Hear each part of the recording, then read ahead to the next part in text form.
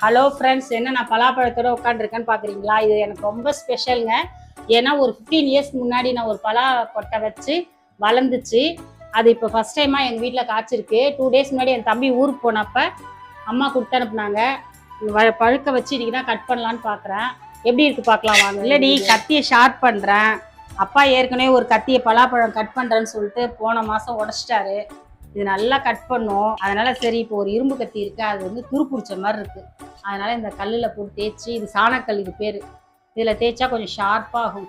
First எண்ணெய் தடவிக்கணும் கையில், அப்போ தான் நமக்கு கையில் பிசு பிசுன்னு ஒட்டாமல் இருக்கும்.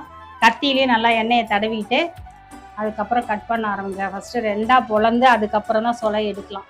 கடலூர் டிஸ்ட்ரிக்டில் பலாப்பழம் ரொம்ப ஃபேமஸுங்க. அதுவும் பண்ருட்டி பழம்னா ரொம்ப சுவையாக இருக்கும். நீங்கள் எப்பயாவது அந்த பக்கம் போனீங்கன்னா அங்கே வாங்குங்க, ரொம்ப சீப்பாகவும் இருக்கும். இந்த பலாப்பழம் செமி ரைப்பன் ஸ்டேஜில் இருக்குது. இதை வச்சு நான் ஒரு புது ரெசிபி செஞ்சு உங்களுக்கு அப்லோட் பண்ணுறேன் நெக்ஸ்ட் வீடியோவில்.